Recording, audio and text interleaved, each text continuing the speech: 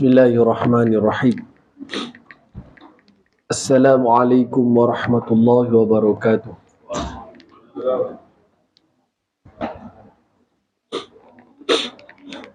Alhamdulillahi rabbil alamin.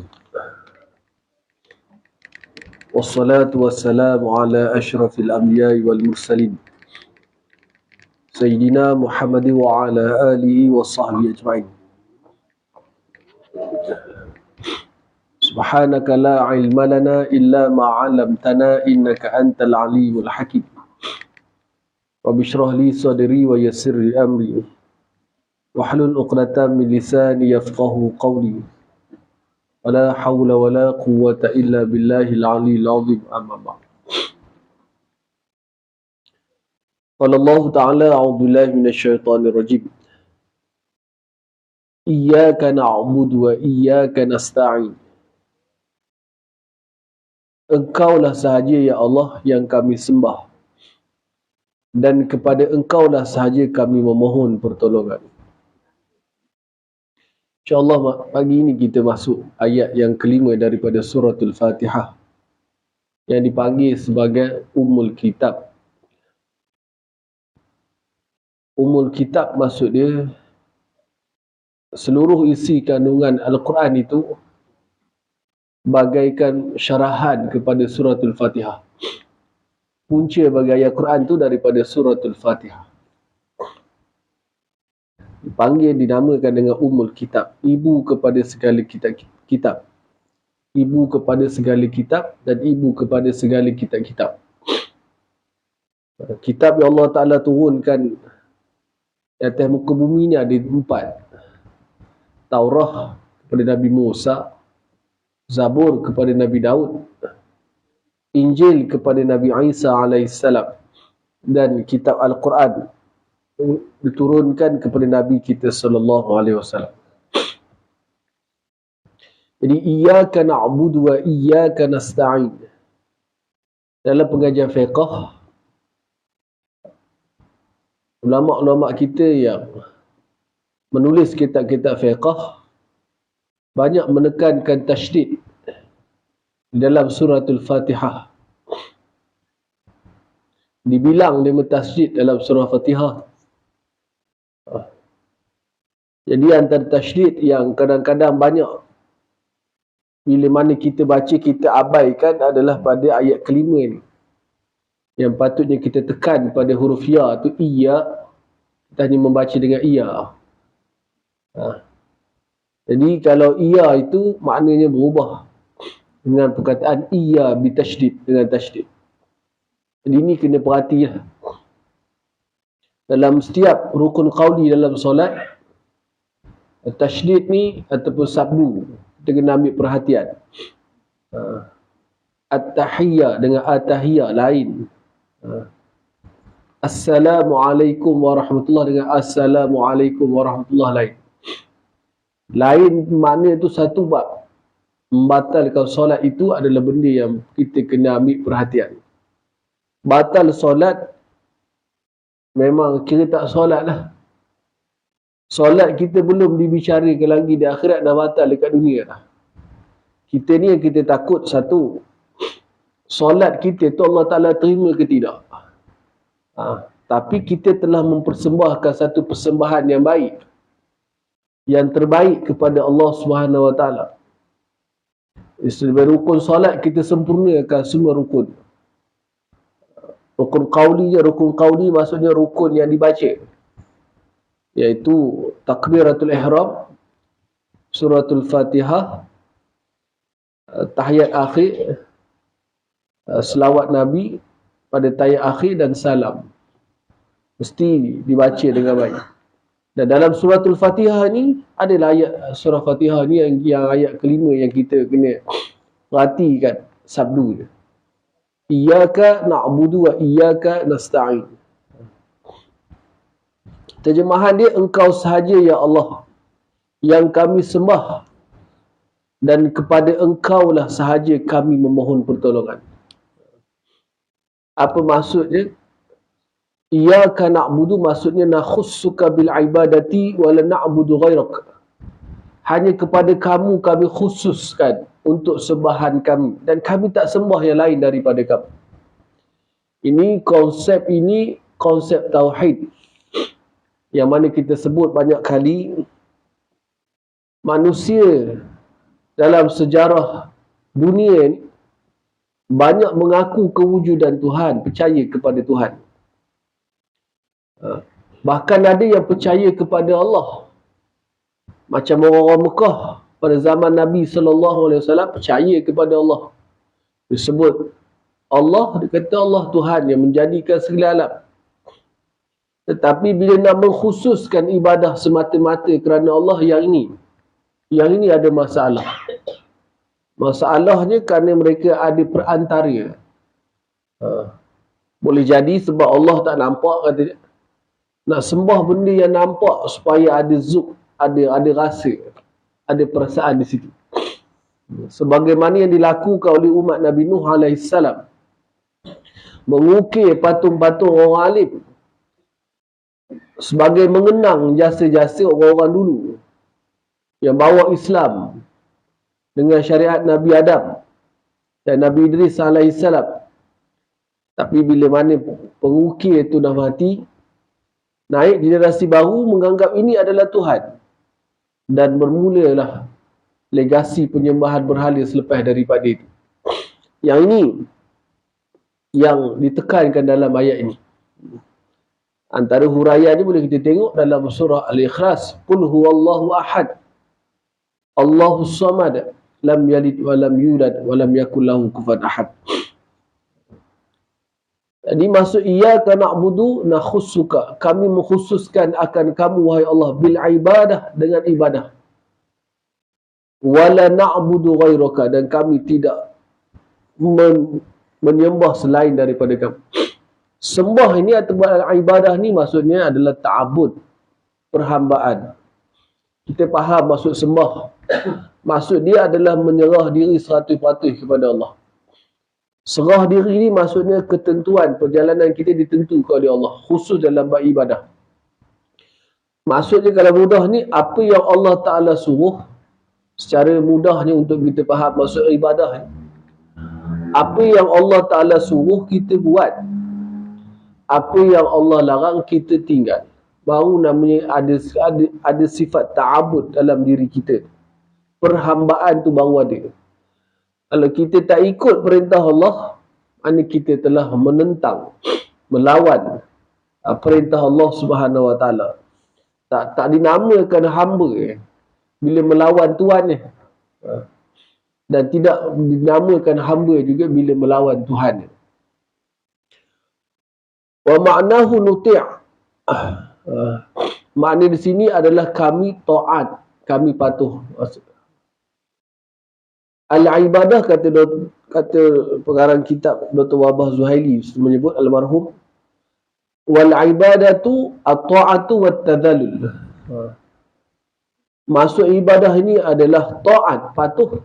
Tadilah Allah Ta'ala suruh buat, Allah Ta'ala larang tinggal. Wat-tadallul, tadallul ni menghinakan diri di hadapan Allah. Rasa hina, rasa kecil, rasa tak kuat, rasa kerdil di hadapan Allah. Khusus kalau kita semayang, kita melafazkan takbiratul ihram dengan kita menyebut Allahu Akbar. Bila sebut Allahu Akbar itu satu ikrar, satu lafaz, satu penyataan yang mengatakan hanya Allah saja yang paling besar. Aku ni la syait, tak ada apa-apa. Ada tazallulan di situ, ada penghinaan diri di situ. Dalam pengambilan diri kepada Allah masih ada kita rasa kecil. Kalau kita sembah Allah, kita rasa kita besar, kita tak rasa Allah Ta'ala itu Tuhan. Bahkan ada orang yang semayang dalam keadaan bongkak, sombong. Sombong dengan macam-macam, rasa diri dia hebat. Bila dia semayang sebaris dengan orang lain tu orang yang rendah daripada dia. Dia rasakan dia hebat di situ.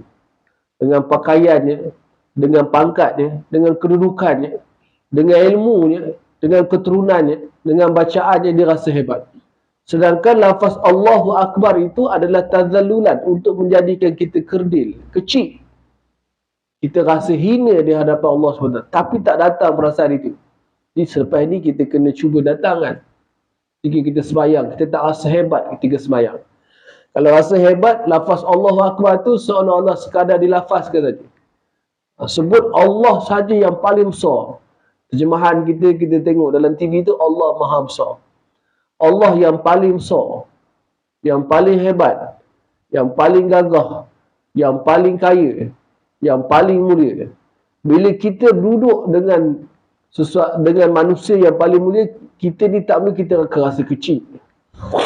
Kita akan rasa kerdil. Duduk dengan raja, kita rasa kita kecil, kita rasa kita hina. Tapi bila kita semayang berhadap Allah Ta'ala, kita tak ada perasaan tu. Jadi kita sembah ni siapa ya? Dia jadi masalah macam tu. Ini maksud iyyaka na'budu tu. Wa iyyaka nasta'in, maksud dia adalah aina talubul auna wa ta'yida wa taufiq. Kami tuntut bantuan daripada kamu wahai Allah, untuk dan juga wa ta'yid, pengukuh, penguat, wa taufiq, penunjuk jalan. Wa nakhussuka bi talabil ma'unati fa anta masdarul auni wal fi'li wal ihsan. Kami khusus minta tolong kepada kamu ni Allah, kerana kamu lah sumber kepada pertolongan, kelebihan dan juga kebaikan. Allah Ta'ala sumber. Kita tengok dalam buku kita. Menurut huraian Sahibul Fadlati, Sahibul Fadilah tu.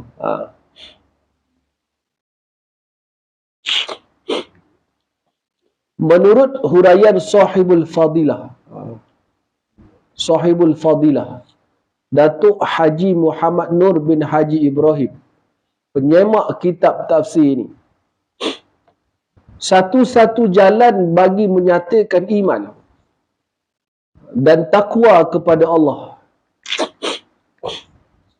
yang amat pemurah dan amat berkuasa,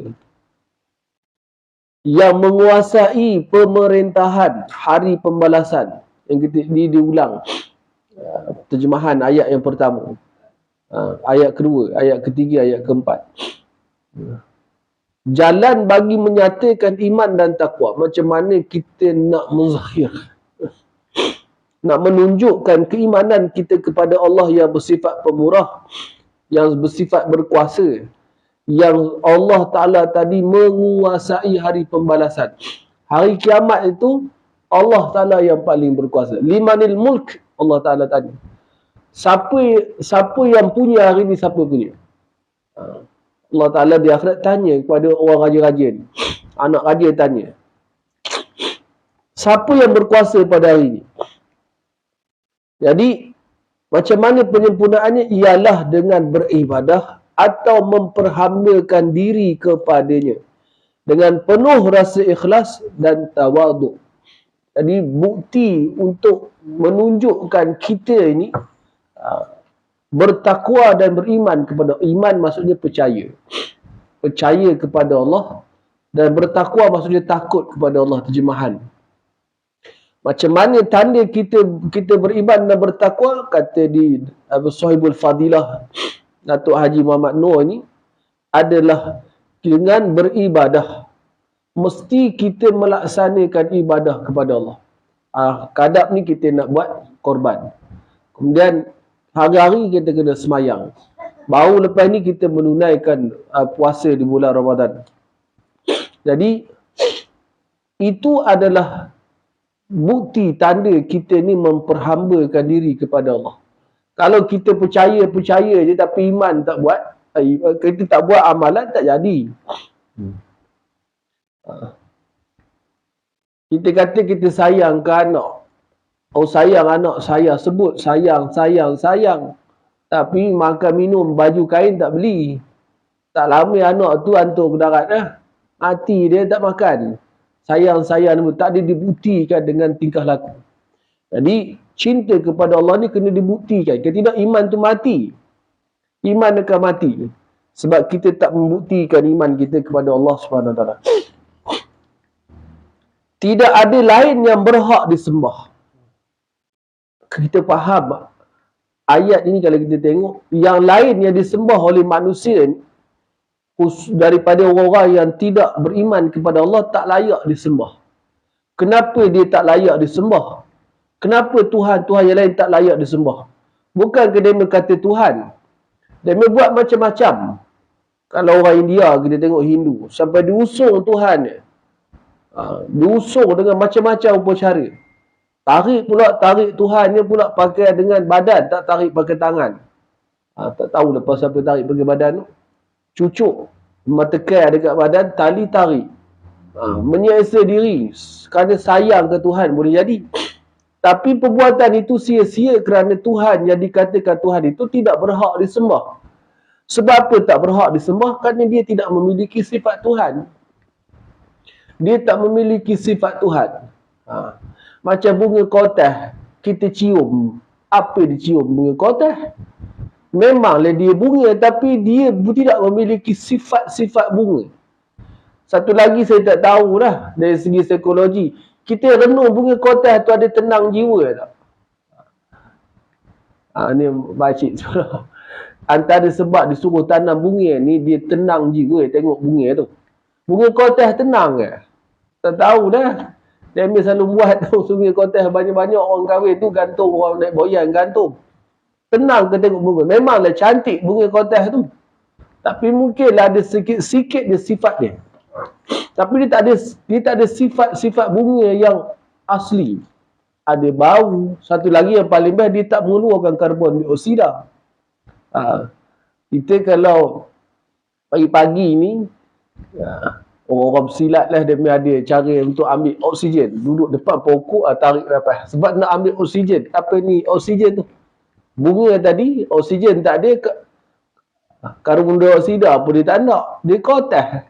Walaupun dikatakan dia bunga kotas. Bunga yang tidak bersifat dengan sifat bunga sebenar. Menenangkan kita pun tadi, bau apatah lagi. Jadi, sekejap je lah. Kita pegang tu, bunga telur orang bagi lama-lama, duduk celah-celah pintu je. Oh, tapi kalau bunga hidup dia bagi disiram. Tak cukup siram, kita beli baja tu. Kerana dia perlu dijaga, dia dibelai. Jadi, apa nama ni? Tuhan yang lain tidak berhak untuk disembah kerana dia tidak mempunyai sifat-sifat ketuhanan. Atau diperhambakan diri kepadanya selain daripada Allah yang amat berkuasa. Demikian juga tidak ada lain tempat kita memohon pertolongan selain daripada Allah yang amat pemurah. Kita minta tolong kepada manusia. Hak mana manusia boleh tolong? Manusia menolong hak yang dia mampu lah. Kalau orang berduit, dia bagi duit. Oh, kita sakit, tengah tumpur kita datang rumah dia, minta tolong. Aku ni reti tak dia, aku nak ubat, aku duit dia, nah duit aku pergi klinik, pergi hospital. Jadi dia hanya boleh bagi duit je untuk kita tambang nak pergi ke sana, atau bagi kenderaan dia, tapi dia tak boleh ubat. Kalau doktor pun, dia boleh bagi ubat je, bukan dia menyembuhkan. Jadi nak minta pertolongan kepada siapa? Sebenar pertolongan kita minta semata-mata kerana Allah. Adapun manusia kita minta pertolongan selepas kita memohon daripada Allah Subhanahu Wa Taala. Tapi banyak kita ni dulu kepada manusia. Saya tak tahulah kalau tengok dalam cerita TV tu, orang minta nombor ekor pada Tok Bomo. Bayar berapa duit? Kalau jawab macam orang kata dia nak nikah pun jangan jawab. Berapa duit? Minta nombor. Bagilah berapa duit? Ada suku-suku ke apa? Saya fikir, kalau Tok Bomo tu, biasa rumah Tok Bomo ni ujung kampung, buruk dia rumah Tok Bomo ni. Ni bersika je dia pergi kedai beli ikan. Lah ada motor Honda 70 pergi. Nyetak 5-6 kali tak ada hidup. Kalau dia tahu nombor sari tu naik, baik dia pergi tikam buat bagi korang. Dia tak main judi berdosa. Bagi orang nombor judi tak berdosa pula. Itu tak tahulah. Tapi kalau dia tahulah, kalau perasaan baik, dia pergi tikam. Banyak duit dia tu. Nombor 1 tu. Apa duit? Juta-juta boleh jadi. Jadi kalau dia tahu, baik dia pergi tikam. Minta pada orang tak tahu. Memanglah Tak, bukanlah masuk pula minta doa, minta nombor ekor tu berdosa tu, sebab judi tu dosa. Bersyukur dengan benda maksiat pun berdosa. Dulu saya tak ingat tahun bila ada orang menang pertandingan nyanyian dalam TV kita ni, dia sujud syukur. Tak kena dah. Sebab bukan masalah nyanyi tu. Program penyanyian tu memang tidak mewujudkan ketakwaan kepada Allah. Dalam orang yang bertanding, yang dia nyanyi pada penari apa semua. Jadi dia pun sujud syukur sebab dia menang. Tak berapa kena tempat. Masa saya budak tu ada tengok orang lama dah. Dia sebut Alhamdulillah kena nombor ekor RM400. Alhamdulillah tu. Rezeki Allah. Tak kena tu. Sebab bersyukur dengan benda maksiat tak kena. Bersyukur ni adalah kepada perkara-perkara taat. Tapi manusia ni ada nampak baik, tapi sebenarnya jahat. Jahat tu tak betul konsep dia. Jadi kita minta kepada Allah, kerana Allah yang boleh bagi. Kemudian bila kita minta pada Allah, kadang-kadang kita minta tak dapat-dapat. Kenapa kita tak dapat? Sebab Allah memberi apa yang patut dibagi pada kita. Apa yang patut bagi pada kita. Boleh jadi kalau dia bagi kita kekayaan yang luar biasa, kita hilang radar daripada ke surau ni. Tak nampak dah. Google Map pun tak jumpa surau. Sebab dia dah sibuk, dah seronok dengan harta. Contoh kisah Qarun. Kisah Qarun yang menjadi sombong dengan sebab kekayaan. Kaya sungguh Qarun tu. Tak ada dunia ni kaya apa dia kot. Yang zaman lepas Kemudian pengertian ibadah secara ringkas. Apa maksud kita sebut iyyaka na'budu tu hanya kepada kamu kami beribadah? Apa maksud ibadah? Tuan kitab kita beritahu, pengertian ibadah secara ringkas dapat diertikan sebagai menunjukkan rasa taat setia dan perhambaan diri kepada Allah Azza wa Jalla yang dikenangkan limpah kurnia kebaikan serta dirasai dalam hati nurani akan kehebatan kekuasaan. Antara cara untuk kita kuat beribadah ni, kita kenang nikmat Allah. Kenang nikmat Allah. Allah Ta'ala bagi sehat.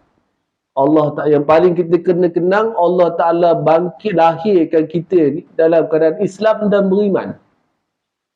Keluarga kita pula keluarga yang reti semayang, reti baca Quran.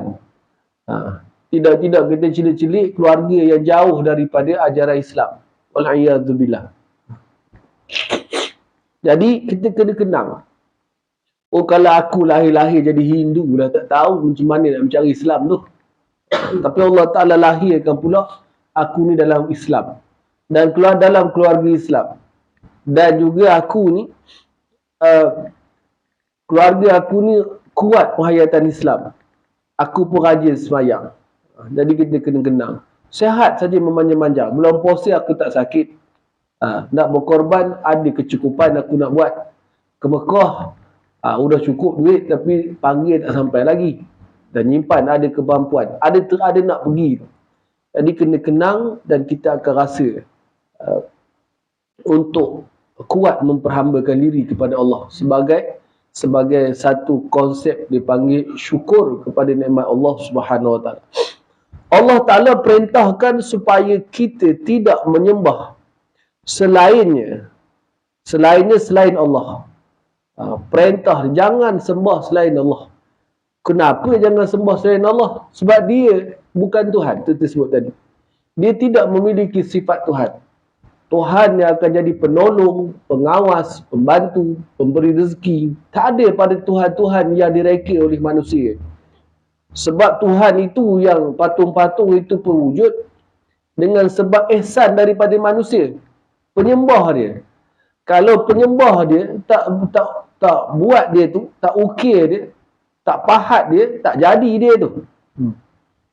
Sebaliknya tu Allah Ta'ala dia yang jadikan kita. Kita kena rasa kalau Allah tak jadikan kita, kita tak ada dunia ni. Dan kalau Allah tak kurniakan kesihatan kita, boleh jadi kita tak dapat beribadah dengan baik. Allah Ta'ala perintahkan supaya kita tidak menyembah selainnya, kerana dialah sahaja Tuhan yang wajib disembah dengan sebenar-benarnya. Wajib disembah, mesti sembah Allah dengan sebenar-benar, dengan kaedah penyembahan yang betul. Kita juga diperintahkan supaya hanya memohon pertolongan kepadanya. Minta doa kepada Allah, minta pertolongan kepada Allah. Ayat ini seolah-olahnya bertentangan dengan ayat 2 surah Maidah yang menyuruh manusia bertolong-tolongan antara satu sama lain dalam membuat amal kebajikan dan bertakwa kepada Allah. Dia bawa tashkik sikit. Ada macam seolah-olah kekeliruan. Macam mana ayat ini Allah Ta'ala bagi tahu, iyyaka na'budu wa iyyaka nasta'in. Hanya kepada kamu sahaja kami memohon pertolongan, wahai Allah. Ayat ini maksud dia suruh kita minta tolong hanya semata-mata kepada Allah. Tak boleh minta tolong yang lain. Tapi bila kita baca suratul Maidah, ayat yang kedua yang berbunyi wa ta'awanu 'alal birri wat taqwa wa la ta'awanu 'alal itsmi wal 'udwan. Bertolong-tolonglah kamu sesama manusia atas kebajikan dan perkara takwa. Jadi adakah ayat ini bertentangan? Di sini dia jawab,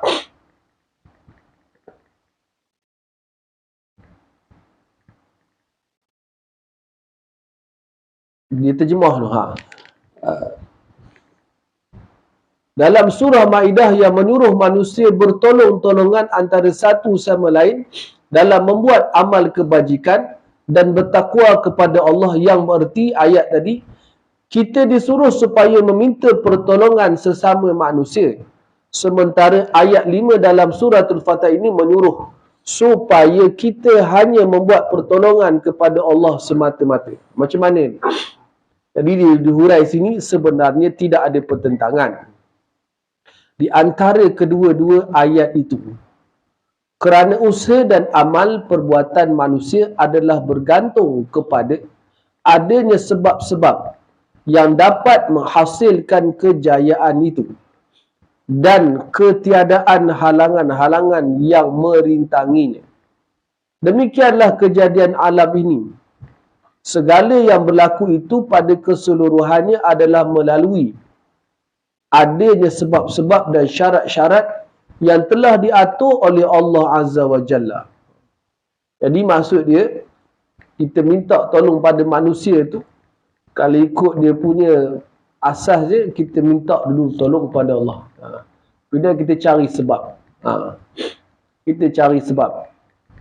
Contohnya kita lapar, kita berdoa pada Allah, kita cari orang untuk minta tolong.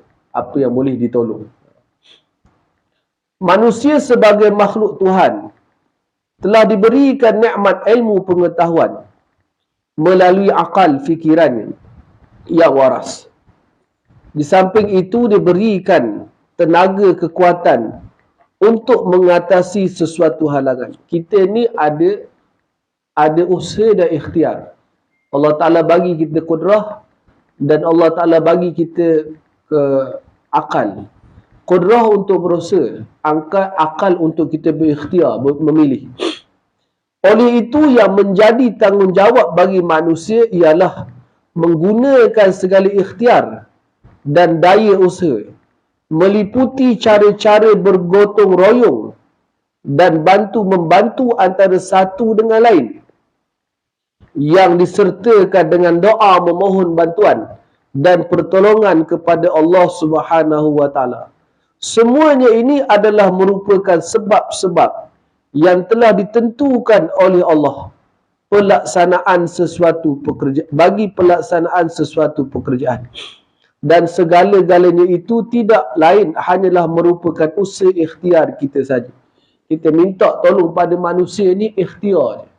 Hakikatnya pertolongan tu nak dapat atau tidak atas kudrah dan iradah Allah. Setelah kita berusaha dan berikhtiar, maka kita serahkan pula penentuan natijah dari usaha kita itu kepada Allah yang Maha Kuasa. Yang kita sebut dalam kunci katanya adalah usaha, doa dan tawakul. Ataupun cakap Melayu sebut tawakal. Usaha, cari sebab, doa dan juga tawakal. Jangan berdoa je. Kalau berdoa je tak dapat. Nak makan berdoa, nak minum berdoa, tak dapat. Kena ambil makanan sunyi nayur ni, duduk kita doa, ya Allah berilah air masuk bagi aku. Tak dapat kalau tak buka penutup ni. Ihdinas siratal mustaqim. Tunjukilah kami jalan yang lurus. Petunjuk hidayah yang dipohonkan di sini ialah petunjuk yang disertakan dengan taufik supaya kita sentiasa berada pada jalan yang diridai oleh Allah Subhanahu Wa Taala. Kita minta petunjuk ni hari-hari. Setiap kali dalam semayang. Minta petunjuk kepada Allah. Ihdinas siratal mustaqim, ihdinas siratal mustaqim. Jadi petunjuk dalam yang kita mohon ni, Allah Ta'ala bagi petunjuk kepada manusia ni ada 5 jenis. Pertama namanya hidayatul ilhamil fitri. Petunjuk ilham dan fitrah. Yang mana petunjuk ini semua orang ada. Binatang ada, manusia ada. Namanya kita panggil petunjuk fitrah. Apa fitrah? Contoh dia, ibu, anak, ibu kasihkan anak, anak kasihkan ibu. Yang ini semua orang ada. Binatang pun sayangkan anak, manusia pun sayangkan anak. Yang kedua hidayatul hawas. Petunjuk rasa. Kita ada perasaan rasa macam mana? Contohnya kalau sejuk kita nak selimut. Ini tak payah diaju, Allah Ta'ala bagi secara deria rasa. Kemudian yang ketiga hidayatul aqli, petunjuk akal. Hanya diberi kepada manusia, tidak dibagi kepada binatang. Akal untuk berfikir. Manusia berfikir menggunakan akal, binatang tak ada akal untuk berfikir. Jadi akal manusia ni pun tak cukup. Kalau fikir guna akal, orang kafir baguslah dia pakai akal. Banyak orang kafir yang guna akal, tapi dia menentukan benda yang salah. Contohnya, orang-orang di negara Eropah nak memanaskan badan, minum arak. Sedangkan arak tu mudarat, merosakkan badan dan merosakkan akal.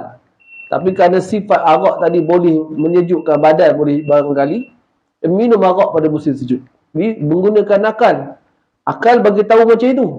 Tapi dia ada satu lagi hidayah, namanya hidayatul din. Petunjuk agama. Agama bagi tahu benda ni tak boleh. Benda ni tak boleh. Sebab apa tak boleh?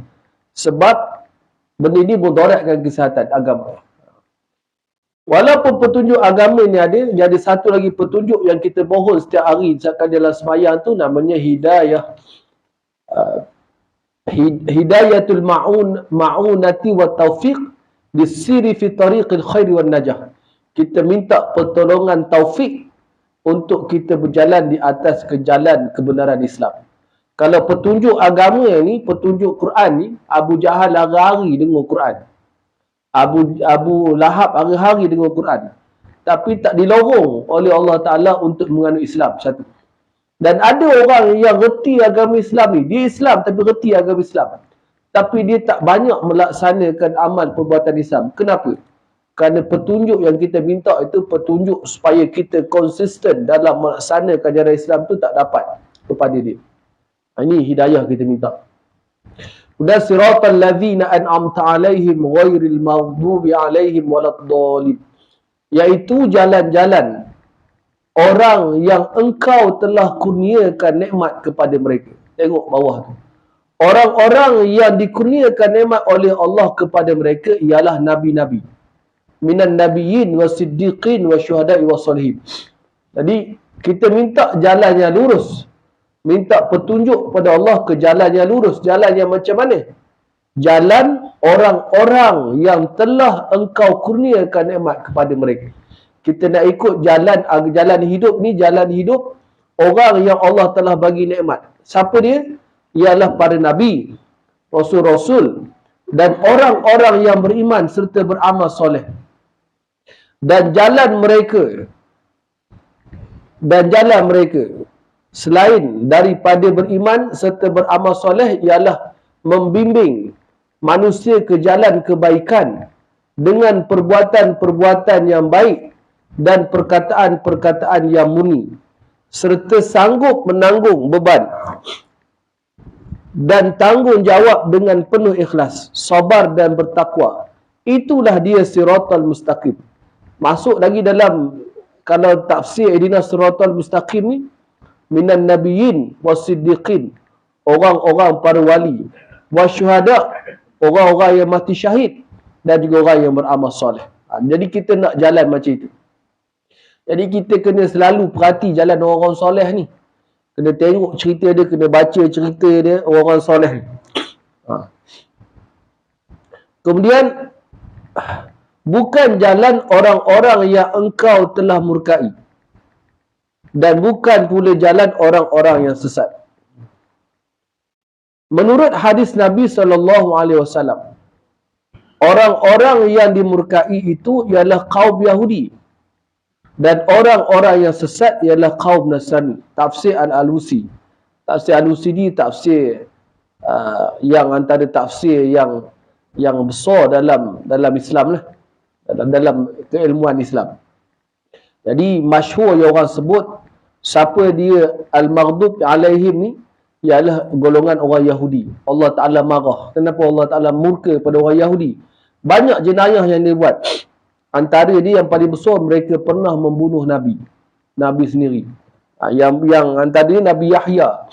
Nabi Yahya ni dibunuh sebab dia tegur Sultan ni nak kahwin dengan mahram dia. Sultan raja marah, Herodas sama raja tu, perintahkan bala tentera ditangkap dan bunuh Nabi Yahya. Kepala Nabi Yahya dibawa kepada raja tadi. Ada juga ahli tafsir yang memberikan huraian lanjut mengenainya.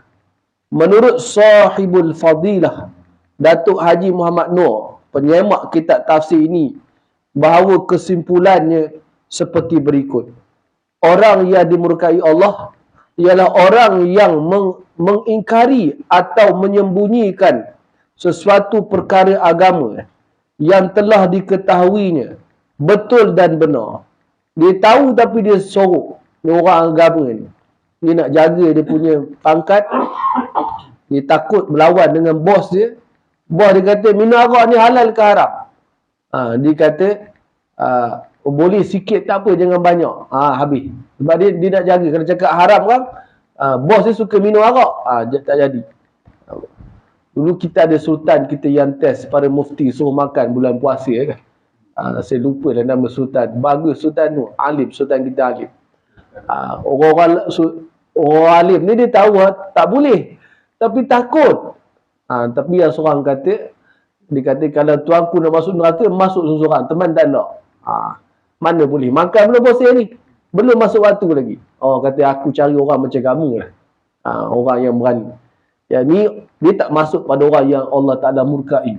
Kalau kita ada benda yang tahu, kita simpan jangan. Atau orang-orang yang tidak mahu menerima sesuatu hukum agama yang sampai kepadanya dengan keterangan-keterangan yang sah kerana beberapa sebab yang mempengaruhi jiwanya, seperti perasaan taksub atau fanatik kepada sesuatu pendapat. Jadi dia tak mahu terima ajaran agama sebab dia taksub pada pendapat. Contohnya kalau kata benda tu kena buat, dia kata tak payah buat. Dalam pendapat dia tak payah buat. Antaranya golongan-golongan tokoh-tokoh feminisme lah, yang menentang poligami dalam Islam, menggunakan taksub pandangan dia.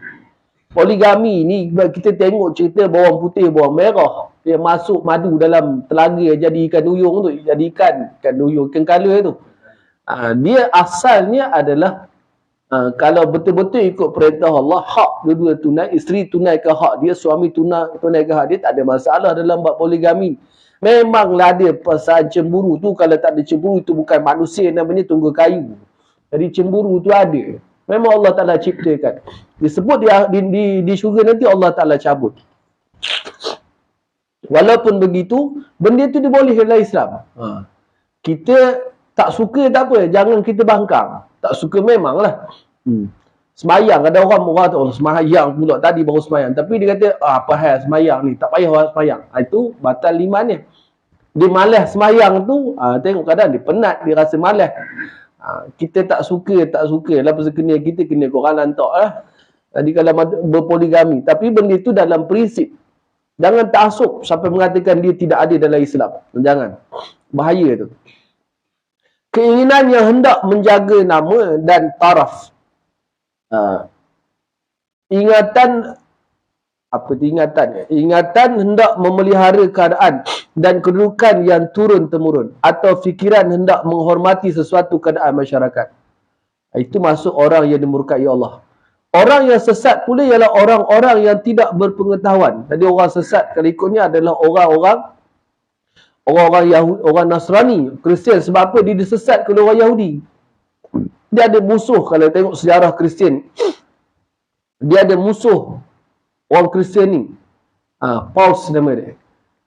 Pop dia panggil hari ni. Dia ni buru, dia tak suka orang Kristian, pengikut Nabi Isa. Sebab orang Yahudi ni dia anti Nabi Isa. Sebab dia kata Nabi Isa buat ajaran baru.